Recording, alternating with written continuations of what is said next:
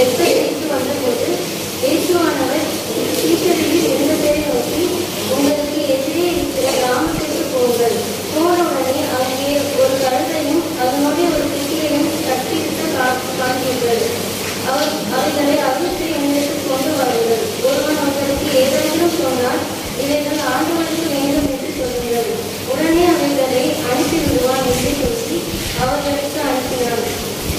இதோ ஒரு ராஜா சாந்தமுள்ளவராய் கழுதையின் மீதும் கழுதை குட்டியாகிய மதியின் மீதும் ஏறிக்கொண்டு உன்னிடத்தில் வருகிறார் என்று சீயோன் குமாரத்திற்கு சொல்லுங்கள் என்று தீர்க்கதரிசியினால் உரைக்கப்பட்டதை நிறைவேறும்படி இதெல்லாம் நடந்தது. சீஷர்கள் போய் இயேசு தங்களுக்கு கட்டளையிட்டபடி செய்து கழுதையும் குட்டியையும் கொண்டு வந்து அவர்கள் மேல் தங்கள் வஸ்திரத்தை போட்டு அவரை ஏற்றினார்கள். திரளான ஜனங்கள் தங்கள் வஸ்திரங்களை வழியிலே விட்டார்கள். வேறு சிலர் மரக்கிளைகளை தரித்து வழியிலே பரப்பினார்கள். முன் நடப்பாலும் பின் நடப்பாலும் ஆகிய திரளான ஜனங்கள், தாவீது குமாரனுக்கு ஓசன்னா, கர்த்தரின் நாமத்தினாலே வருகிறவர் தோற்கடிக்கப்பட்டவர், உலகத்திலே ஓசன்னா என்று சொல்லி ஆசைப்பட்டார்கள். நம்முடைய தாய் தந்தையான கடவுளாலும் நம் ஆண்டவர் இயேசு கிறிஸ்துவினாலும் நம் அனைவருக்கும் அருளும் அமைதியும் உண்டாயிருப்பதாக. ஆமென்.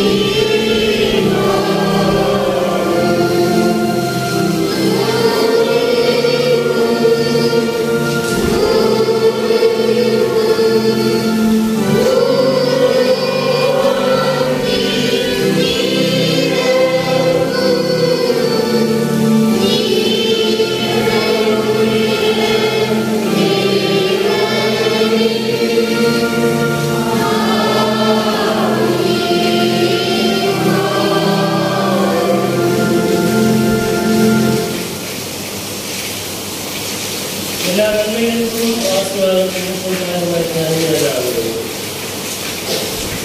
2024ஆம் ஆண்டு நிறைவு நாட்களை கடந்து புதியதொரு கிறிஸ்து வருகை காலத்துள்ளாது புதிய திருச்சபை ஆண்டுக்குள்ளாது நாங்கள் கடந்து வரும்படியாக ஆண்டவர் இந்த நாளில் எங்களை பாராட்டியிருக்கிற தயவுக்காக நன்றி படைக்கிறோம்.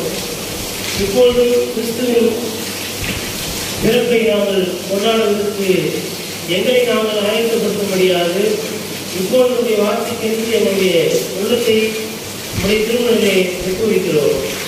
நீ பேசும் உடைய வார்த்தைகளால் நாங்கள் நிரப்பப்படவும் எங்களுடைய கற்றுவதி வாழ்வை கிறிஸ்துவை ஏற்றுக்கொள்வதற்கும் அவரை நாங்கள் பிரதிபலிப்பதற்கும் ஏற்ற விதமாக உடைய வார்த்தைகளால் எங்களை திடப்படுத்துகிறார்கள். தூய ஆவியானுடைய திருமணத்தை ஒப்புகிறோம். எங்களை ஆண்டு கொண்டும் பயணத்தை பலப்படுத்தவும் காத்துக்கொள்ளும்.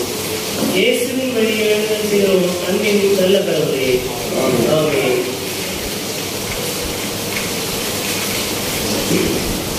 கிறிஸ்து வருகையின் முதலாம் ஞாயிறு சொல்லப்படுகின்ற இந்த நாளிலே படித்து சிந்திக்கும்படியாக உட்குறிக்கப்பட்டுள்ள நற்செய்தி பகுதி தூய மத்தேயு நற்செய்தி நூல் 21ஆம் பிரிவு திருவசனங்கள் 1 தொடங்கி 11 வரை அடங்கிய திருவசனங்களை படிக்க அனைவரும் எழுந்து கவனமாய் கேட்போம். இயேசு தம் சீடரோடு எருசலேமை நெருங்கி சென்று ஒலிவமலை அருகில் இருந்த பெத்பகு என்னும் ஊரை அடைந்த போது 2 சீடர்களை அனுப்பி, நீங்கள் உங்களுக்கு எதிரே இருக்கும் ஊருக்குள் செல்லுங்கள். சென்றவுடனே அங்கே கட்டி வைக்கப்பட்டிருக்கிற ஒரு கழுதையையும் அதனோடு ஒரு குட்டியையும் காண்பீர்கள். அவற்றை அவிழ்த்து என்னிடம் கொண்டு வாருங்கள். யாராவது உங்களிடம் ஏதேனும் சொன்னால், இவை ஆண்டவருக்கு தேவை என சொல்லுங்கள். உடனே அவர் அவற்றை அனுப்பிவிடுவார் என்றார். மகள் சீயோனிடம் சொல்லுங்கள், இதோ உன் அரசர் உன்னிடம் வருகிறார், அவர் எளிமை உள்ளவர், கழுதையின் மேல் ஏறி வருகிறார், கழுதை குட்டியாகிய மரியின் மேல் அமர்ந்து வருகிறார் என்று இறைவாக்கு உரைத்தது நிறைவேற இவ்வாறு நிகழ்ந்தது. சீடர்கள் போய் இயேசு தங்களுக்கு பணித்தபடியே செய்தார்கள். அவர்கள் கழுதையையும் குட்டியையும் ஓட்டிக்கொண்டு வந்து அவற்றின் மேல் தங்கள் மேலுடைகளை போட்டு இயேசுவை அமரச் செய்தார்கள். பெரும் திரளான மக்கள் தங்கள் மேலுடைகளை வழியில் விரித்தார்கள். வேறு சிலர் மரங்களிலிருந்து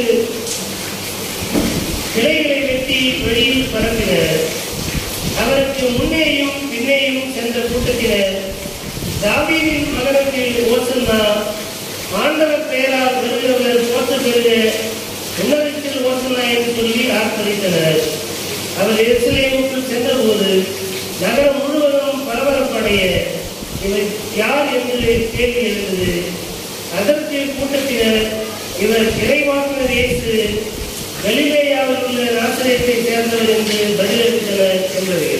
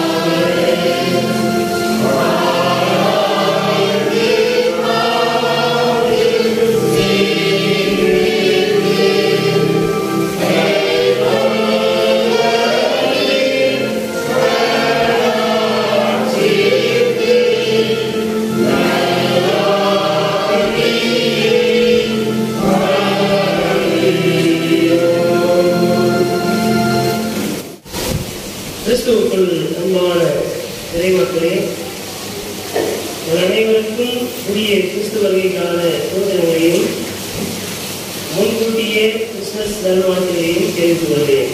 அட்வான்ஸ் ஹேப்பி கிறிஸ்துமஸ்.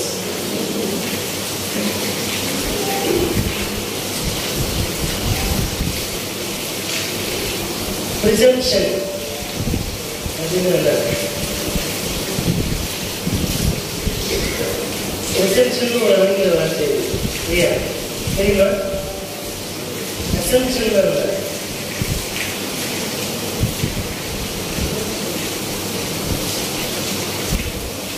குத்துமதிப்பா நான் யோசிக்கிறேன்னு சொல்றேன் இல்லையா? அது பேர் தான் அசம்ப்ஷன். இப்படி இருக்கணும் நான் நினைக்கிறேன் அப்படின்னு சொல்றதையா ஒரு கருத்து சொல்லுவோம் இல்லையா? அடிக்கடி நம்ம அதெல்லாம் சரின்னு சொல்லி பாதிட்டு இருக்கோம். ஆனால் முன்னால் இருக்கிற ஒரு வேலை நம்மளை விட அறிவியலை நம்ம அசிங்கப்படுத்த கூடாதுல்ல. அதனால என்ன பண்ணுவோம், நான் இப்படி நினைக்கிறேன், நம்மளை விட ஏமாந்தா இப்படிதான் அப்படின்னு சொல்லுவோம். நம்மளை விட கொஞ்சம் பெரியாத வசதி அறிவு படிப்பு ஏதாவது இருந்தா நான் இப்படி நினைக்கிறேன், அவங்களையும் கொஞ்சம் ஊர் வந்தாங்க அப்படின்ட்டு போயிடும் இல்லையா? அசம்ப்ஷன். ப்ரிசம்ப்ஷன் அப்படின்னா முன்னேற்பு நிலை. ஒரு விஷயத்தை, ஒரு காரியத்தை இது இப்படிதான் அப்படின்னு நாம நம்பிக்கொண்டிருக்கோம். அது மாற்றாக கூட இருக்கலாம். அப்ப அந்த மாற்று ஏற்படுகின்ற போது அதை ஏற்றுக்கொள்வதற்கு நாம் ஆயத்தமாக இருக்க வேண்டும். எங்கிருந்து அறுவடை ஆரம்பிக்கும்? இப்ப பேசணும் இல்லையா? இதுக்குதான் ஒரு கருத்து இருக்குது. இன்னைக்கு பிரசங்கத்தில் படிச்ச உடனே எதுலாம் நம்ம மனசு வருது? இந்த ரச்சை பகுதியில் இருக்கிற கேரக்டர்ஸ் அப்படின்னு சொல்லுவோம் இல்லையா? அதெல்லாம் என்னென்ன சொல்லுவேன். என்னென்ன கேரக்டர்ஸ் இருக்கு? எடுத்த நமக்கு என்ன பெருமையான கேரக்டர் இல்லையா? அப்புறம் இயேசுவே ஞாபகத்துக்கு இயேசுவே நமக்கு நடந்து போச்சு. கழுதை 2 சீடர்கள் இருக்கிறார்களுக்கு தெரிகிறது, திரளான மக்கள் இருக்கிறார்கள். அது 2 பேர் சீடர்கள் யாருன்னு கூட இருக்காது. அப்புறம் வீட்டுக்காரர் இருக்கிறாங்க. கழுதைக்கு உரிமையானது அவங்க யாருன்னாலும் தெரியாது. பட் அவங்க இருக்கிறாங்கிறது தெரியாது. கழுதையிலிருந்து ஆரம்பிப்போம். நம்ம இப்போ அங்கே நம்ம பயணம் செய்ய வேண்டியது. மனிதன் குறைந்து வந்தாருன்னா அறிவிக்கிறது. நம்மளுடைய நம்பிக்கை கடவுள் மனிதரை தம்முடைய சாயலே படைத்தார். இன்னைக்கு நம்ம கையில் இருந்து ஆரம்பிக்கும். சரிங்களா? கழுதையுடைய குணாதிசயம் என்ன?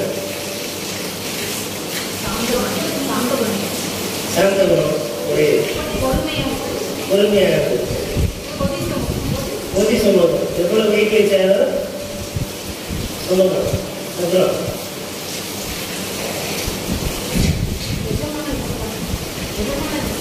நிஜமானது விசுவாசம் தான்.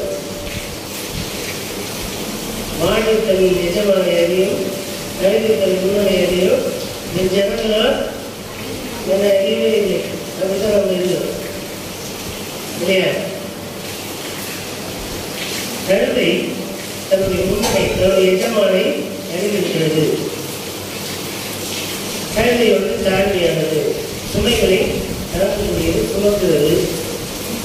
தன்னை வளர்க்கிறவருக்கு விசுவாசமாகிறது. அவர் செய்கிற வேலையை மனம் நோக்காமல் செய்யும். உண்மையிலே கழுதை தாய்மையானது அப்படின்னு யார் சொல்றது? கழுதை தாய்மையானத கழுதை முரட்டாட்டம் நிறைந்தது. ஆங்கிலத்திலே ஸ்டபர்னஸ் அப்படிங்கிற ஒரு வார்த்தை இருக்கு. விரும்பாப்பு பிடிச்சவன் அப்படின்னு சொல்லுவாங்க. நம்ம நினைக்கிறேன் யாராவது ஒருத்தர் கீழ்படினா என்ன பண்ணுவான்? அதான் அவன் ரொம்ப நெஞ்செழுத்த முடிச்சவங்க, ரொம்ப விரும்பாப்பான ஆளு அப்படின்னு சொல்லுவாங்க இல்லையா? கழுதனுடைய ஒரிஜினலான கேரக்டர்ல விரும்பாப்பானது. நம்ம நினைக்கிற மாதிரி எந்த ஒன்றும் கழுதையை பணிய வைத்துவிட முடியாது. ஏதும் கழுதையை தாழ்மையானது பணிவானதுன்னு சொல்றோம்னா அது டொமஸ்டிக் அனிமல். அது டொமஸ்டிக் அனிமலுக்குள்ள கொண்டு வந்ததான். ஆனா எல்லா அனிமலுமே ஒரு குறிப்பிட்ட எல்லை மீறுகின்ற போது, தனக்கு அதீதமான ஒழுக்கத்தை நிகழ்கிற போது, எல்லா விலங்குகளுமே வயது அனிமலா பிஹேவ் பண்ணும், மனிதன் உட்பட இல்லையா? நம்மிடத்தில் அன்பா வெளிப்படுத்துறதுக்கு நம்ம என்ன பண்றோம்? அன்பா இருக்கிறோம். ஒரு அதீதமான கோபத்துக்கு போயிட்டு என்ன பண்றோம்? நம்ம மனிதன் என்பதையே மறந்து மிருகத்தனமாக நடந்து கொள்வோம் இல்லையா? இப்போ நீங்க ஒரு ஆட்டை போட்டு அடிச்சுக்கிட்டே இருந்தீங்கன்னா சும்மாவே இருக்குமா? அது ஏதாவது பண்ணணும். கும்பல புத்தகம் இந்த காலால எட்டி மொழிக்கும். மாட்டை போட்டு அடிச்சுட்டே இருந்தா முட்டி வைக்கும் இல்லையா? கடையில் என்ன பண்ணுவாங்க? பின்னால் போன வரைக்கும் முன்னால் வந்த அளவுக்கு அதிகமாக தூங்குறதுனா கட்சி வச்சிடும். தெரியுமா தெரியாது? கழுதை இயல்பாகவே அது தாழ்மையா இல்லை, அது உறுதியாக இருக்கிறது. தன்னுடைய உடல், தன்னுடைய மனநிலையிலிருந்து உறுதியாக இருக்கிறது, ஸ்டபர்னஸா இருக்கிறது. நீங்க சுமை எடுத்து வச்சுட்டு அதை வழிகாட்டி விட்டாரு தன்னுடைய வீட்டுக்கு போய் சேர்ந்துடும். ஸ்டபர்னஸ் கழுதையுடைய இயல்பான தன்மை. காட்டு கழுதை பெஞ்சமின் போன்ற இப்ராஹிம் கோத்திரத்தை பார்த்து சொல்லுகிற போது கடவுள் என்ன சொல்றாரு? இப்ராஹிம் காட்டு கழுதியை போல இருக்கிறான். காட்டு கழுதியை என்ன பண்ண முடியாது? கட்டுப்படுத்த முடியாது. நம்ம வீட்டில் வளர்க்கிற கழுதை அந்த நாட்களில் எல்லா இடங்களிலுமே கழுதை இருந்துச்சு. கழுதை பாலை கறந்து குழந்தை கொடுத்தாங்க. நோய் எதிர்ப்பு சக்தி அதிகமாக இருக்கு. இன்றைக்கு கழுதைகளில் டாக்டர் தான் அதிகமாக இருக்காங்க இல்லையா? கழுதைகளில் ஒரு டாக்டர் தேவைப்பட கூட இருக்கலாம். நோய் எதிர்ப்பு சக்தி அதிகமாக இருக்கக்கூடும். ஆனாலும் இன்றைக்கும் மலை பிரதேசங்களிலே கழுதைகள் வளர்க்கப்படுகின்றன. ஏன்னா முடியாத இடங்களிலே இன்றைக்கும் கழுதையை கொண்டுதான் மணல், கல், மளிகை சாமான் எல்லாத்தையும் எடுத்துக்கொண்ட நிலைமை இன்றைக்கும் இருக்கிறது. அதனுடைய வேலையை பொறி சுமக்கிற வேலையை செய்கிறது. அது சுமைகளை தாங்கக்கூடியதாக இருக்கிறது. தன்னுடைய அந்த நேச்சர் இயல் தன்மையிலே அது ஸ்டபனான ஒரு அனிமல். அது மிகவும் கடினமானது. கனிவானது என்பது நம்ம பயன்படுத்துகிற விதத்திலே தான் அது கனிவாக இருக்கும். அதை நேசித்து அதுக்கு உணவளித்து அதை பராமரித்தால் அது பணிவாக இருக்கும். இயல்பாகவே அதனுடைய தன்மை. நம்மாலே எல்லா நேரங்களிலும் அதை கட்டுப்படுத்த முடியாது. கிறிஸ்தவர்களாக இருக்கிற நாம் பெரும்பாலும் நாம் ஸ்டபன்னஸான மனிதர்களாகத்தான் இருக்கிறோம். இஸ்ரவேல் மக்களை பார்த்து ஆண்டவர் சொல்கிற போது இந்த மக்கள் வணங்கா கழுத்தும் இருமாப்பான எண்ணம் உடையவர்களாக இருக்கிறார்கள். இசைக்கு நிறைவாக்கிய நூலில் போய் படிச்சோம்னா இந்த வார்த்தை அப்படியே எழுதியிருக்கும். இந்த ஜனங்கள் இருமாப்பானவர்களாக இருக்கிறார்கள், வணங்கா கழுத்துள்ளவர்களாக இருக்கிறார்கள் என்று சொல்லி சொல்லப்பட்டிருக்கும். இருமாப்பான எண்ணம் கடவுளுடைய வார்த்தைக்கு கீழ்ப்படிய தவறிவிட்டேன் என்பது வேறு, கவனக்குறைவாக செய்துவிட்டேன் என்பது வேறு. வகுப்பறையில ஆசிரியர் மாணவனை கூப்பிட்டு ஏண்டா லேட்டா வந்த அப்படின்னு கேட்டா பஸ் லேட்டா வந்துச்சு சொல்லுவான் இல்லையா? நம்ம கூட அப்படிதான் சொல்றோம். பெரியவர்களாக வளர்ந்த பிறகும் நாமும் வந்த பிறகுதான் ஏன் ஆஃபீஸ் லேட்டா வந்தீங்க, ஏன் ஸ்கூலுக்கு லேட்டா வந்தீங்க, சர்ச்சுக்கு லேட்டா வந்தீங்கன்னா பஸ் லேட் ஆயிடுச்சு. பஸ் டைமுக்கு வருது, நம்ம அந்த பஸ் பிடிக்கிறதுக்கு நேரத்தோட கிளம்பல அப்படின்றத நாம என்ன பண்ண மாட்டோம், ஒத்துக்கவே மாட்டோம் இல்லையா? இப்ப கடவுளுடைய வார்த்தையை கடைபிடிப்பதிலே அறியாமை இல்லை, இயலாமை எல்லாம் கிடையாது. நம்முடைய இருமாப்பான எண்ணம் என்ன பண்ணிட்டு போற சாமி, அப்படியே அடிச்சுட்டு போறாரா, தண்டிச்சிருவாரா, கைச்சிட்டு போறாரா? ஒன்றும் கிடையாது. கடவுள் நம்மளை இரக்கத்தோடு மன்னித்து விடுவார் என்று சொல்லி அவருடைய மன்னிப்பை குறித்த நம்முடைய சிந்தனை இருமாப்பான எண்ணமாக இருக்கிறது. நமக்குள்ளே கடவுள் மன்னிப்பார் என்பதை இரக்க செயலாக ஏற்றுக்கொள்ளாமல் மன்னித்து விடுவார் என்பதையே கடினமான புரிதலோடு புரிந்து கொண்டு நம்முடைய பாவங்களை தொடர்ந்து செய்து கொண்டே இருக்கிறோம். சகரியா இறைவாக்குதல் நூலில் சொல்லுகின்ற போது இதோ ஒன்றாக கருணையின் மேலும் கருணை குட்டியாக வரியின் மேலும் வருகிறார், சாந்த உணவுள்ளவராய் வருகிறார். நம்ம வசனத்தையே முதல்ல என்ன பண்ணீங்கன்னா தப்பா புரிஞ்சு வச்சுக்கணும். என்ன தெரியுமா? இயேசுதான் சாந்த குணமுள்ள ராஜாவை தவிர கழுதை சாந்த குணமுள்ளது கிடையாது. நாம இயேசுடைய பண்பு மேசியா சாந்த குணமுள்ளவராக வருகிறார் என்று சொன்ன அந்த விஷயத்தை அவரை சுமக்கிற கழுதைக்கு என்ன பண்றோம், பொறுத்திட்டுமே தவிர இயேசுவை மறந்துட்டோம்.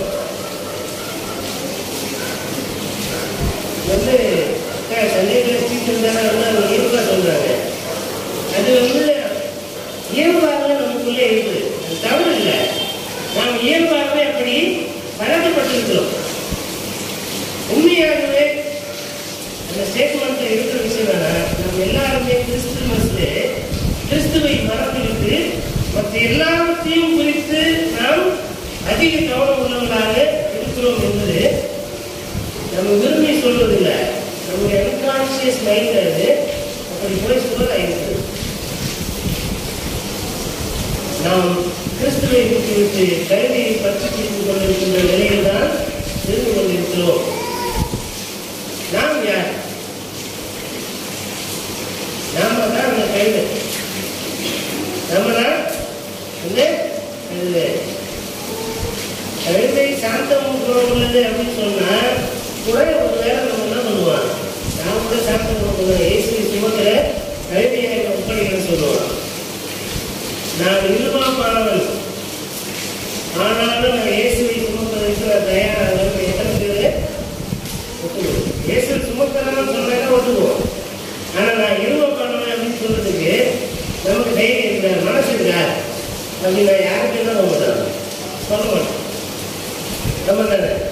ஆமாவா இல்லையா? நான் இருமப்பான எத்தனை பேர் நம்ம சொல்லுவோம்? நான் அன்பானவங்க கேட்குங்க தூக்குவோம். சாந்தவங்க தூக்குங்க தூக்குவோம்.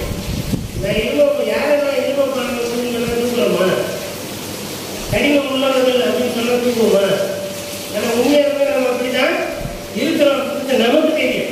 மற்றவங்க பாரதியில் ஒரு வேலை நம்ம அப்படி காண்பிப்பதின் வழியாக ஏன் நம்மளையே கஷ்டப்படுத்திக்கலாம் அப்படின்னு நினைச்சுக்கலாமே தவிர உண்மையாகவே கடவுளின் பார்வையிலே நாம் மனங்காற்றலுக்கு நிருமாப்பான எண்ணமுடைய மக்களாகத்தான் இருக்கிறோம். எத்தனை கிறிஸ்துமஸ் வந்தாலும் கொண்டாட்டம் நடைபெற்றுக் கொண்டே இருக்கும், விழாக்களிலே பங்கேற்போம், உணவு அருந்துவோம், எல்லாவற்றையும் பகிர்ந்து கொள்வோம். ஆனால் கிறிஸ்துவை பிரதிபலிப்பதிலே ஆண்டு பொழுதும் நம்மை நாமே தவறப்பட்ட மக்களாகத்தான் இருந்து கொண்டே இருக்கிறோம். இந்த ஸ்டபர்னஸ் அப்படின்றது ரெண்டு விதமான ஸ்டபர்னஸ். ஒன்று, நேர்மறையாக கிறிஸ்துவுக்காக தங்களை எதையும் இழப்பதற்கு ஒப்பு கொடுக்கின்ற ஒரு ஸ்டபர்னஸ். உயிரே போனாலும் சரி நான் கிறிஸ்துவுக்கு சாட்சியா இருப்பேன் அப்படின்னு ஒருத்தர் சொன்னா அதுக்கு பேர் என்னதான்? அது பேர் என்னதான்? அது ஒரு ஸ்டபர்னஸ் தான். நான் யார் என்ன சொன்னாலும் சரி நான் புரிஞ்சுக்கவே மாட்டேன், நான் இப்படிதான் இருப்பேன். என்ன நான் யாருக்காகவும் மாற்றிக்க மாட்டேன், என்னுடைய போக்கில் நான் போய்கிட்டே இருப்பேன். யார் எப்படின்னு கேட்டா எனக்கு என்ன, இந்த திருச்சபை கேட்டா எனக்கு என்ன, சமுதாயம் கேட்டா எனக்கு என்ன, நான் என்னுடைய மன விருப்பங்கள் நிறைவேறணும். என்னுடைய போகிற போக்குக்கும் பேர் தான் ஸ்டபர்னஸ் தான். ரெண்டு விதமான ஸ்டபர்னஸ்ல நமக்கு எந்த விதமான உறுதிப்பாடு, கடினமான இருதயம் எதிரே இருக்கிறது? கடவுளுடைய வார்த்தைகளை கேட்பதிலும் அதன்படி நடப்பதிலும் நாம் உறுதியான மனம் நிலை கொண்டவர்களாக இருக்கிறோமா? அல்லது இந்த உலகத்தின் போக்கிலே ஒழுகி கடவுளுடைய வார்த்தைக்கு கீழ்ப்படியாமல் என்னுடைய சுய விருப்பங்களை நிறைவேற்றுவதற்கான கடின உள்ளம் உடையவராக நான் இருக்கிறேனா என்பதை சீர்தூக்கி பார்ப்பதற்கு இந்த நாளிலே அழைக்கப்படுகிறோம். ஏன் இந்த குறிப்பில் இருந்து நாம் தொடர்கிறோம்? கிறிஸ்துமஸ் பண்டிகை கொண்டாடுவதற்கான ஆயத்தத்திலே நாம் இருக்கிறோம். சரி, இஸ்ரேல் மக்களை பார்த்து ஒவ்வொரு முறையும் ஆண்டவர் வணங்காக்களுக்கும் நிறுவனப்பான எண்ணமுடைய மக்களாக இருக்கிறீர்கள் என்று சொல்வதனுடைய நோக்கம் இல்லை. காரணம் என்ன அப்படின்னா, மோசேயின் மூலமாக கடவுள் இஸ்ரேல் மக்களுக்கு கொடுத்த சட்டத்திட்டங்களை அவர்கள் என்ன பண்ணல, கடைபிடிக்கல. தங்களை சுற்றிலும் இருந்த கானானியர் யாரையெல்லாம் விரட்டிவிட்டு இஸ்ரேல் நாட்டை இஸ்ரேல் மக்களுக்கு ஆண்டவர் கொடுத்தாரோ அந்த மக்களுடைய கலாச்சாரம், பண்பாடுகள், அவருடைய தெய்வ நம்பிக்கை, அவர்கள் செய்கின்ற மீறுதல்கள், அவர்கள் செய்கின்ற பாவங்கள் எல்லாவற்றையும் இஸ்ரேல் மக்கள் செய்தார்கள். அதனால்தான் சுதந்திரமாக கொடுத்த அந்த நாட்டிலிருந்து மீண்டுமாக அவர்களை நாடு நடத்தி சிறைக்கு உட்படுத்தி அவர்கள் பாதிப்பவர்களிலே ஒரு தலைமுறையே மாண்டு போனது. 70 ஆண்டுகள் அப்படின்னு சொல்றாங்க. 70 ஆண்டுகள்னா என்ன அர்த்தம்? யாரெல்லாம் இங்கே யூதேய நாட்டிலிருந்து பாபிலோனுக்கு சிறையிலே கொண்டு போகப்பட்டார்களோ அந்த மக்கள் யாருமே திரும்பவும் யூதேய நாட்டுக்குள்ள வரல. என்ன மோசேயுடைய சட்டத்தில் அந்த முதல் விருதை பயணத்தை படிக்கும்போது என்ன படிக்கிறோம்? முதலாவது ஒரு தலைமுறை மோசேயோடு கூட கானானுக்குள்ளே நடத்தும்படியாக போகிறார்கள். 40 ஆண்டுகள் ஆகிறது. அந்த 40 ஆண்டுகள் முடியும் போது மோசேவார் நாட்டுக்குள்ள போகல. யாரெல்லாம் முரட்டாட்டம் செய்தார்களோ அவர்கள் எல்லாருமே கானானை அடைவதற்கு முன்பாக இறந்து போனார்கள். ஒரு புதிய தலைமுறை தான் கானான் நாட்டிற்குள்ளே யோசுவாவுடைய தலைமையிலே உள்ளே போனது. அதை ஒப்பிட்டு பார்க்கின்ற போது 70 ஆண்டுகள் சிறையிருப்பிலே இந்த யூத மக்கள் யாரெல்லாம் பாபிலோனுக்குள்ளே சிறையிருப்பிலே போனார்களோ அவர்கள் யாருமே திரும்பி யூதேயாவுக்குள்ளே வரல. அடுத்த தலைமுறை தான் யூதேயாவுக்குள்ளே வந்தது. இவர்கள் மனம் திரும்புவதற்கு ஏதுவான புலம்பல் பாடியே தங்கள் பிள்ளைகளை நல்வொழுக்கப்படுத்திவிட்டு அவர்கள் எல்லாம் இறந்து போனார்கள். ஒரு புதிய தலைமுறை எழுப்பினால் யூதேய நாட்டுக்குள்ளே வந்து மீண்டுமாக எருசலேம் ஆலயத்தையும் எருசலேம் நகரத்தையும் கட்டினார்கள். அப்படிப்பட்ட அந்த சிறையிற்கு போகும் வரையிலும் எரேமியாவை கடவுள் மனம் திரும்புவதற்கு அழைக்கிறார் என்று சொன்ன போதெல்லாம் ராஜாவிடத்திலும் ஆசாரியத்திலும் போய் சொல்லி ராஜாவும் ஆசாரியர்களும் ஒன்று சேர்ந்து எரேமியாவை அடிப்பதும் துன்புறுத்துவதும் கன்னத்தில் அறைவதும் பாடத்திலே தள்ளுவதுமான வேலையை செய்தார்களே தவிர யாருமே மனம் திரும்பவில்லை. அப்படிப்பட்ட மக்களை பார்த்துதான் வணங்காக்களுக்கு முதுமாப்பான எண்ணம் உடைய மக்களாய் இருக்கிறீர்கள் என்று சொல்லி கடவுள் சொன்னார்.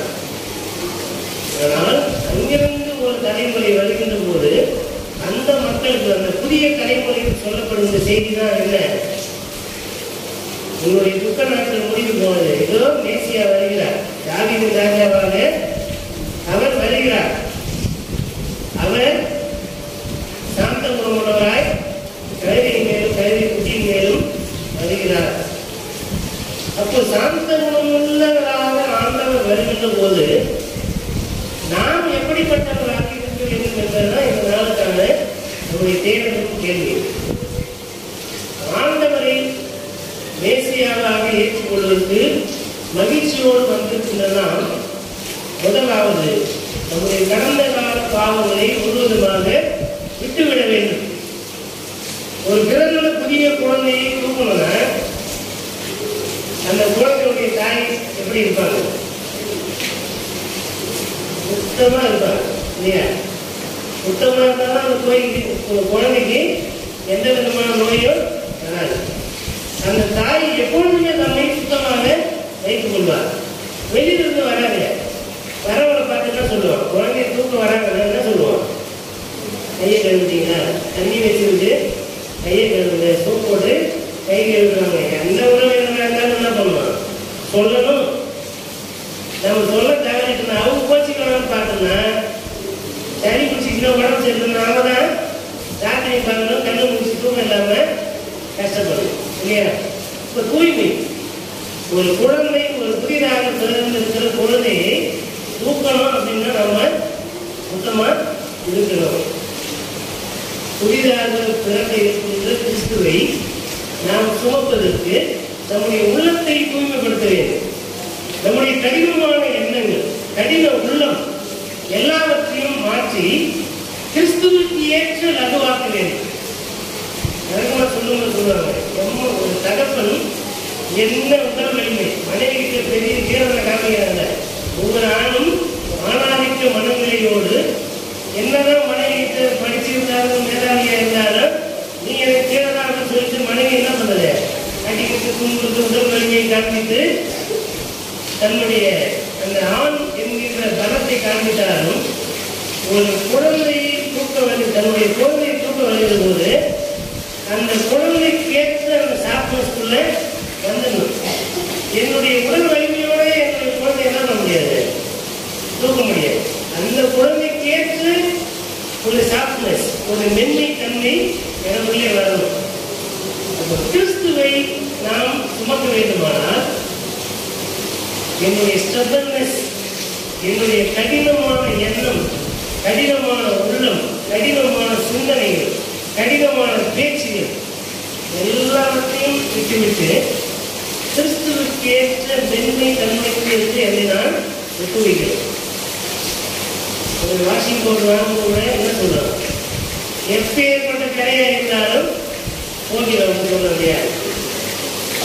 அந்த கரைகளை எத்தனை கடினமான கரையா இருந்தாலும், எத்தனை கடினமான பாவமாக இருந்தாலும் கிறிஸ்துவை நான் அடைய வேண்டும், கிறிஸ்துவை நான் சுமக்க வேண்டும் என்ற ஒப்படைப்பை என்னுடைய உள்ளத்திற்குள்ளே கொண்டு வந்து அவருக்கேற்ற தூய்மை, அவருக்கேற்ற மென்மை, அதற்கு நேராக என்னை நான் மாற்றிக்கொள்ள வேண்டும். அல்லேலூயா, அல்லேலூயா, அல்லேலூயா. கிறிஸ்துமஸ் பண்டிகையை கொண்டாடு. பண்டிகை காலங்கள் என்றாலே மகிழ்ச்சி. சில நேரங்களில் திருச்சபைக்குள்ளே குழுவினராக குடியிருக்கிற போது எனக்கு வாய்ப்பு கிடைக்கல, இந்த மாதிரி கருத்து வேறுபாடு வருகிற போது சின்ன சின்ன சலசலப்புகள் இருக்கத்தான் செய்யும். ஆனால் பண்டிகை காலங்கள் வந்துவிட்டால் கூடுமான வரைக்கும் எல்லா விதமான மன கசப்புகள், ஒரு சக மனிதனுக்கு இடையே இருக்கின்ற கிளேசமான எண்ணங்கள், விரோதங்கள், பகைமைகள், பிடிவாதமான எண்ணங்கள் எல்லாவற்றையும் நாம் விட்டு விடுவதற்கு நம்மை நாம் ஒப்புவிப்பதற்கு நாங்களே அழைக்கப்படுவது. மன்னிக்க வேண்டும், மறந்துவிட வேண்டும். எனக்கு அடுத்திருக்கின்ற மனிதர் எனக்கு எதிராக செய்த பாவங்கள், மீறுதல்கள், கஷ்டங்கள், தொல்லைகள் எல்லாவற்றையும் மன்னிக்கவும் மறந்துவிட வேண்டும். நான் மற்றவர்களுக்கு எதிராக செய்த பாவங்களை, மீறுதல்களை, குற்றங்களையும் சகம் யாருக்கு எதிராக நாம் துன்பம் இருக்கிறோமோ ஒன்றும் பெரிய கஷ்டப்படுறதில்லை. எந்த வருத்தம் இருந்தாலும் மன்னிக்கணும். இனி இப்படிப்பட்ட வருத்தமான நிகழ்வு வராதபடிக்கு நாம பார்த்துக்கிறத நாம் இந்த உலகை நாம் சரிப்படுத்திக் கொள்வோம் என்ற ஒப்படைப்பு நமக்குள்ளே வர வேண்டும் என்பதுதான் உங்களுக்கு முன்பாக நான் வைக்கிற அதிகமான வேண்டுகோள். ஒரு போதகராக கடவுளுடைய வார்த்தைப்படி சகோதரனாக போதகராக ஒரு சொல்லும் செய்தி ஒரு வேலைக்கு கடந்த காலங்கள் எல்லா சபைகளும் இருக்கிறதுதான், இயல்புதான், மனித இயல்புதான். விரோதம் இருக்கும், அவையில் அப்படி பேசிதான். நான் அப்படி விட்டுட்டு போக முடியாது. இந்த ஸ்டப்னஸ் நமக்குள்ள இருக்கக்கூடாது. அப்படி இருந்தால் நம்ம கிறிஸ்தவராக இருப்பதற்கு அர்த்தமே இல்லாமல் போயிடும். நான் யாரையும் குறிப்பிட்டுலாம் சொல்ல மாட்டேன், சரிங்களா? அது சரியாகவும் இல்லை. நம்முடைய மனசாட்சிக்கு நமக்கு தெரியும். யாரிடத்திலெல்லாம் நாம் பகைமை பாராட்டுகிறோம், யாரிடத்திலெல்லாம் நம்முடைய அதிகாரத்தை செலுத்துகிறோம். என்னிடத்துல இந்த அதிகாரம் இருக்குது, நீ தான் எனக்கு பணிச்சிருக்குமே தவிர நான் உனக்கு பணிந்திருக்கிறேன் என்ற அவசியம் இல்லை என்ற எண்ணத்தெல்லாம் என்ன பண்ணுவோம், கூட்டி போடணும். ஒரு மனிதனை மதிப்பதற்கு சில வழிமுறைகள் இருக்குது. ஒன்று வயது நிமித்தமாக மதியம், ஒருத்தர் செய்கின்ற அவருடைய படிப்பு. ஏன் சொல்றேன்னா, இப்போ அலுவலகத்துக்கு போன கலெக்டர் வயசுல ரொம்ப சின்னவராக இருப்பார். அதே அலுவலகத்தில் வயது மூத்த ஊழியர் இருப்பார். நான் உயர்ந்த அதிகாரத்தில் இருக்கிறதுக்காக என்னோட பெரியவர்கள் பேர் விட்டு கூடலாமா? கூப்பிடக்கூடாது. சரி, அவர் என்னோட வயசுல இவர் சின்னவர் தானதுக்காக பேர் விட்டு கூடலாமா? இதை யாரோ ஒரு அதிகாரத்தில் இருக்கிறவரை பெற்றோர்கள் என் பிள்ளைய படிக்க வைக்கிற வேலைக்கு வயசு கம்மியாக இருக்கிற வேலைக்கு பேர் விட்டு கூடலாமா? அப்போ வயது, படிக்கின்ற பதவி, படிக்கின்ற படிப்பு இவைகளை முன்னிட்டு நாம் ஒருவரை ஒருவர் நேசிக்க தொடங்கிவிட்டால் எல்லாருமே எல்லாருக்கும் மதிப்பளிக்க வேண்டிய கடமை இருக்கிறது. எனவே எவரையும் கண்ணிய குறைவாக நாம் நடத்தக்கூடாது. எல்லோரையும் மாண்போடு நடத்த வேண்டும். அதற்கு நம்முடைய உள்ளத்தில் இருக்கின்ற கடினமான எண்ணங்கள், மன்னிக்க மறுக்கின்ற பிசாசினுடைய செயல்களை நாம் எடுத்துக் கொள்ள வேண்டும். நாம் கிறிஸ்துவை சுமக்க வேண்டுமானால் கிறிஸ்துவுக்கு ஏற்ற சுபாவத்திற்கு நம்மை நாம் மாற்றிக்கொள்ள வேண்டும். இதில் ஒரு அற்புதமான செய்தி மறைந்திருக்கிற அதே நான் நேரத்தில் சொல்லுகிறேன். உடனே திருச்சபையில் இருக்கிற மிகப்பெரிய ஒரு சர்ச்சையான விஷயம் என்னன்னா, மூலிகை ஞானஸ்நானமா தெளிவு ஞானஸ்நானமா என்பது ஒரு சர்ச்சையாக ஓடிக்கொண்டது. நீங்க முழுக்க ஞானத்து மனம் திரும்பிதான் ஞானஸ்நானம் இருக்கணும், முழுக்க ஞானஸ்நானம் தான் இருக்கணும்னா குழந்தைக்கு என்ன பண்ண முடியாது. ஞானஸ்நானம் கொடுங்க, ஏன்னா குழந்தை பாவம் மாற்றுது. அதுக்கு எப்படி போய் நீ பாவியாகி நீ திரும்பி வா அப்புறம் நான் ஞானஸ்நானம் சொல்லுறது சொல்ல முடியாது இல்லையா? ஏன் குழந்தை ஞானஸ்நானம் அப்படிங்கிற இந்த பகுதியில உண்மையாகவே இயேசு கழுதை குட்டியின் மீது தான் கவனம் செய்தார். கழுதை குட்டின்னு உடனே ஏதோ பிறந்த குட்டி இல்லை, இதுவரைக்கும் யாரும் ஏறிடாத ஒரு கழுதை குட்டி, அவ்வளவுதானே தவிர அது பிறந்த குட்டி இல்லை. அப்ப அதன் மூலமாக சொல்ல செய்தி என்னன்னா, குழந்தையிலிருந்தே நாம் ஒரு குழந்தையை கிறிஸ்துவுக்குள்ளே நடத்தணும்னா நீங்க என்னதான் வளர்ந்த ஞானஸ்நானம் விட்டால் அதை கிறிஸ்துவ என்ற குழந்தையாக மாற்ற முடியாது. 5 வரையானது 5 விட அல்லையா?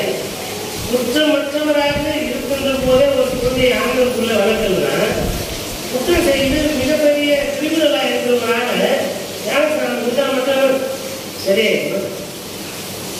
அவர் மனம் திரும்ப வேண்டும். அதுதான் அங்கே இருக்கிற செய்தியை. மனம் திரும்புதல் ஒவ்வொரு மனிதருக்கும் முக்கியம் என்பதுதான் செய்தியை தவிர மற்றபடி இதுதான் சரி அதுதான் சரி என்றெல்லாம் கிடையாது. நீங்கள் மூன்று ஞானஸ்நானம் தெரியும்.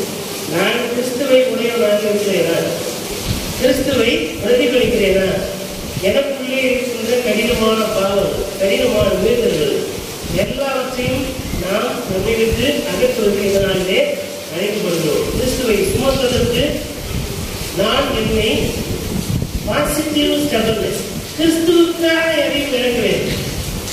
எனக்காக கிறிஸ்துவை வளைக்க வேண்டும் என்ற எண்ணம், எனக்காக எல்லாரையும் நான் வளைத்து விட வேண்டும் என்று நினைக்கின்ற கடின உள்ளம் உடையவராக நாம் இருக்கக்கூடாது. எல்லாருக்காகவும் நான் எப்படி கிறிஸ்துவை பிரதிபலிக்க முடியும் என்கின்ற மனநிலைக்கு நேராக என்னை நான் ஒப்புவிக்கின்ற போது கிறிஸ்து என் மீது பயணிப்பதற்கு விருப்பமுடைய ஆண்டவராக இருக்கிறார். இல்லையா? இல்லையா? கிறிஸ்துமஸ் பண்டிகையை எதிர்நோக்கி இருக்கிறார். சில மனிதர்களுக்கு விரோதமாக நாம் செய்கிற செயல்களை விட்டுவிடுவோம். சில மனிதர் நமக்கு விரோதமாக தெரியாமலோ செய்திருக்கின்ற தவறுகளை சில விஷயங்களை நாம் முறைப்படி சட்டப்படி தான் திருத்த முடியாது. விஷயம் மற்ற நிலத்தை அபகரிச்சுட்டாங்க நீங்களாக தான் போய் ஃபைட் பண்ணி வாங்க முடியாது. ஆனால் கல்யாணத்தை அடிச்சு கொலை பண்ணி வாங்க முடியுமா? அதை செய்யக்கூடாது. அதுதான் முறையான வழி. அப்போ எதை நாம் வாய்வார்த்தை மூலமாக மன்னிக்க முடியுமோ அதை மன்னித்து விட வேண்டும். எனக்கு போடாமல் சொல்லிதான் ஒன்று நம்ம திரும்பி போடாமல் சொல்லிடணும். அதன் பிறகு என்ன பண்ணுறோம்?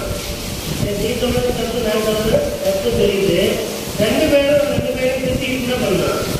போயிட்டு அவரெல்லாம் தன்னுடைய வேலையை செய்து கடவுளுக்கு வகித்தா நாம யாரு கடவுளுக்கு நீ சொன்ன காலம்புற அதிகரிச்சுன்னா என்னை நானே டிப்ரெஷனுக்கு ஆளாக்கி என்னை நான் அழித்துக் கொள்கிறேன். சக மனிதனுக்கு விரோதமாக நான் விரோத மனப்பான்மையை வளர்த்து கொண்டே இருந்தால் எனக்கு தான் மன அழுத்தம், எனக்கு தான் ஸ்ட்ரெஸ், எனக்கு தான் டிப்ரெஷன். அது அப்புறம் வீட்டுக்கு சுகாதாரம் போய் அது என்னை அழித்துவிடும். இதெல்லாம் இருக்கின்ற இயல்பான நிலைகளை நான் சொல்லுவேன். எனக்கு அன்பான நிலை ஒரிஜினல் கிறிஸ்டியனாக இருக்கணும்னா ஒரிஜினலாகவே கிறிஸ்துவை பிரதிபலிக்கும். கிறிஸ்துவனுடைய குணாதிசயம் தமிழகத்தை இருக்க வேண்டும்.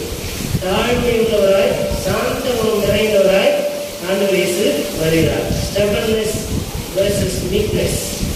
மீக்னஸ்னா சாந்த குணம், எல்லாரையும் அரவணைத்துக் கொள்கின்ற நிலை. அதை நிறைவேற்ற வார்த்தை மற்றவர்களை நான் எதிர்க்க வேண்டுமானால் அது காரணம் கண்டுபிடிச்சிட்டு போயிட்டே இருந்தார். ஆனால் அன்பு செய்வதற்கு காரணமே தேவையில்லை.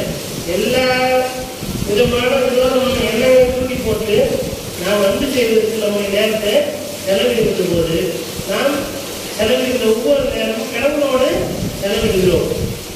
கடவுள் நம்மோடு கூட இருக்கிறார். இந்த சிந்தனையை உருவாக்குவதற்காக நம்மை நாம் கடவுளுக்கு ஒப்புக் கொடுத்தோம்.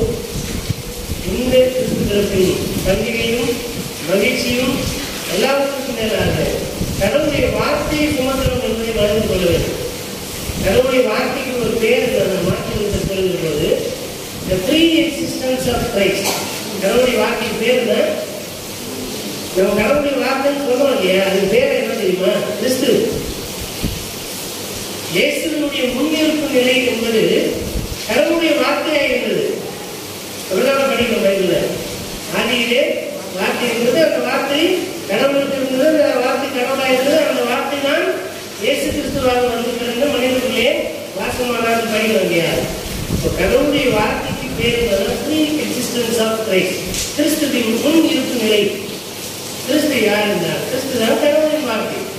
கிறிஸ்துவை உடையவர்கள் கடவுளுடைய வார்த்தையை உடையவர்களாக இருக்கிறார்கள். கடவுளுடைய வார்த்தைப்படி நடக்கிறார்கள். நாம் நடக்கிறோமா? நான் நடக்கிறேனா? மற்றவங்க கூட வந்து என்ன பண்ணுறேன்? நான் நடக்கிறேனா அப்படின்றத நான் விதானித்து அறிந்து என்னை ஆண்டவருக்கு உரியவராக ஒப்புவிக்க இதனாலே அழைக்கப்படுகிறேன் என்ற உணர்வு நம் ஒவ்வொருவருக்குள்ளும் இருக்கும்போது கடவுளுடைய ஆவியானவர் நம்மை தங்கியிருப்பார். கிறிஸ்துவனுடைய பிறப்பின் மகிழ்ச்சி நமக்கும் நம்முடைய குடும்பத்திற்கும் நம்முடைய திருச்சபைக்கும் நம்முடைய சமூகத்திற்கும் ஆசீர்வாதம் நிறைந்ததாக இருக்கும். நிறைவாக இந்த மழைக்காலங்கள் இருக்கிற நிறையை நாம் பார்க்கிறோம். ஒருவேளை இது மிகப்பெரிய நிவாரண சூழலாக கூட உருவெடுக்கிறார். எனவே நமக்கு வச்சிருக்கிற பணத்தை விலையை மாற்றாமல் அதை கொண்டாட்டத்திற்கானதாக பயன்படுத்துவதை தாண்டி மக்களுடைய வாழ்வாதாரத்திற்கானதாக பயன்படுத்துவதற்கு நம்மை ஆயத்தப்படுத்திக் கொள்வோம் என்கிற நிலை அப்படித்தான் தெரிகிறது. எனவே பணத்தை ரொம்ப ஆடம்பரமான செலவு பயன்படுத்தாமல் மற்றவருடைய வாழ்வாதாரத்திற்காக குறிப்பாக நம்ம சபையில் ஒருவேளை நம்ம குடிகாரமாக கூட இருக்கிறான், அவங்க நம்மளை மதியாரம் கூட இருக்கிறான். நம்மை விட ஏழை மக்கள் நம்ம சபையில் இருந்தால் அந்த மக்களுக்கு உதவி செய்வோம், நம்ம தெருவில் இருக்கிற மக்களுக்கு உதவி செய்வோம். இப்படி செய்து கிறிஸ்துவை சுமக்கின்ற ஐடியாவில் வாழ்ந்தாங்க மனிதர்களாக இருக்கும். கிறிஸ்துவை சுமக்கின்ற கிறிஸ்துவுக்கு ஏற்ற செய்ததாக நம்மை நம்ம ஒப்புவிப்போம். கிறிஸ்துவத்தின் மகிழ்ச்சியும் ஆசீர்வாதம் அனைவருடைய குடும்பங்களும் நிறைந்து பெருகி ஆசீர்வதிப்பு என்று உலகார ஆண்டவரின் பெயராலே வாழ்கிறேன். கடவுளாமே இந்த வார்த்தையை ஆசீர்வதிப்பாராக. நாமே கண்களை கூடிய ஆண்டவருக்கு வேண்டுகிறோம். எல்லா குடிகளுக்கும் சோதனை பாத்திரம் இருக்கிற அன்பின் நல்ல கடவுளே, தாவீதின் மகனுக்கு முன்னமைக்கிறேன் ஓசன்னா என்று அன்றைக்கு எருசலேம் நகரத்தை நோக்கி சென்ற அந்த மக்கள் குறித்து பாடியது போல எங்களுக்கு வந்திருக்கின்ற சாந்தகுணம் நிறைந்த எங்கள் ஆண்டவராகிய இயேசு கிறிஸ்துவை நாங்கள் உள்வாங்கி அவரை சுமக்கின்ற மக்களாக இருக்கிறோம். நாங்கள் எங்களை கடின உள்ளத்திலிருந்து மாற்றி சாந்த குணமுள்ளவர்களாக மற்றவர்களை நாங்கள் ஏற்றுக்கொள்ளவும் ஆண்டவர் இப்போது நம்முடைய வார்த்தைகளாலே எங்களை நிறைத்திருக்கிறேன் என்கிற சிந்தனையோடு நம்முடைய திருமணத்தை நான் ஒப்புவிக்கிறோம். இந்த வழிபாட்டினை பங்கேற்றுக்கின்ற மக்கள் ஒவ்வொருமே ஆசிரியர் மழை நிமித்தமாக இந்த வழிபாட்டில் பங்கேற்க முடியாது இருக்கின்ற அனைத்து சகோதர சகோதரிகளின் பிள்ளைகளையும் பெற்றோர்களையும் பெரியவர்களையும் உடைய கருத்துக்கு ஒப்புகிறோம். எளிமையான மக்கள், ஏழைகள், குடிசையில் வாழ்கின்ற மக்கள், குடிசையும் இல்லாதிருக்கின்ற மக்கள், நடுத்தெருவிலும் வீதியிலும் பேருந்து நிலையங்களிலும் வீடு வாசலாற்ற நிலையிலே வாழ்கின்ற மக்கள் இந்த மழைக்காலங்களிலே அதிகப்படியாக பாதிக்கப்படாதபடிக்கு ஆனது இந்த திருமணியின் சீற்றம் அதிகமாக மக்களுடைய வாழ்வாதாரத்தை அழித்து விடாதபடிக்கு ஆண்டவரை அனுசரணை செய்ய வேண்டும் தான் மக்களை கொண்டாடுகிறோம். விவசாய மக்களுடைய கருத்தை ஒப்புகிறோம். பயிர் செய்தல் ஏற்பட்டு அதனால உணவு கொண்டு வராதபடிக்கு ஆண்டவர் நீர் எல்லாவற்றையும் நீர் உடைய ராஜ்யத்திலிருந்து நீர் அனுசரணை செய்ய தாக்கங்கள் தான் மக்களை கொண்டாடுகிறோம்.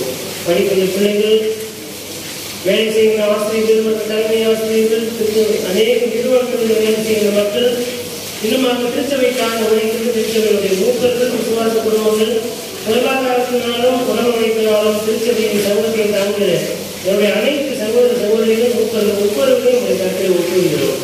அவர்களுடைய போதகர், அவருடைய குடும்பம், அவர் செய்கின்ற ஊழியர்கள் அனைத்தையும் உடைய கருத்தை ஒப்புகிறோம். பாடல் குழுவினர், இசைக்கருவி வாசிக்கின்ற பாடல் குழுவின் தலைவர், இன்னுமாக இந்த கிறிஸ்துவரின் காலத்திலே புதிதாக முன்னெடுத்து செய்கின்ற அனைத்து பணிகளிலும் அவருடைய அன்பறிந்த பிரசன்னம் ஒவ்வொருவரையும் நினைத்து ஆண்டு ஆசிரியர்கள்தான் நிச்சயம் கொண்டாடுகிறோம். ஒருவருக்கு ஒன்றும் குறைபடாத முடித்து சமாதான குறைகள் எல்லாவற்றையும் அகற்றி, பொருளாதார குறைகள் எல்லாவற்றையும் அகற்றியானது நிறைவான சம்பத்தினால், நிறைவான ஆசீர்வாதங்களால், நிறைவான மகிழ்ச்சினாலும், நிறைவான சமாதானத்தினாலும் ஒவ்வொருவரையும் நிறுத்தவர்கள்தான் நிச்சயம் கொண்டாடுகிறோம்.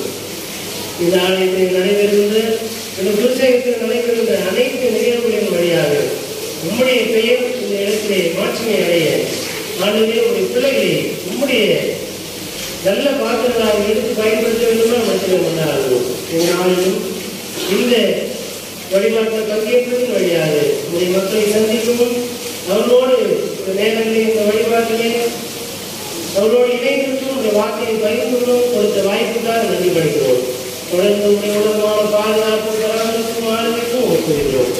ஆண்டு கொள்ளும் வயதுக்கு தரப்பட்டும் காத்துக்கொள்ளும். இயேசு என்ற திருப்பெயரை முன்னிட்டு வேலை செய்கிறோம். எங்கள் அன்பு நிறைந்த நல்ல கடவுளே, ஆமென். அனைத்து ஆற்றல் நிறைந்த ஒரு தாய் தந்தையுமாகிய கடவுளுடைய அன்பும் நம்முடைய ஆண்டவரும் மீட்பருமாகிய இயேசு கிறிஸ்துவின் அருளும் அமைதியும் தூய ஆவியாருடைய வல்லமையுள்ள பாதுகாப்பு பராமரிப்பும் மாறாத உடன்படிக்கை உறவு வைக்கும் வளர்க்கிறோம். இன்று நம்ம எல்லா காலமானவர்களோடும் சிறப்பாக இந்த கிறிஸ்து வருகை கிறிஸ்து விளக்கு வருகிற புதிய ஆண்டின் அனைத்து ஆசீர்வாதங்களோடும் இறைமக்களோடும் குடும்பங்களோடும் நிறைவாக காப்பனவார்கள்.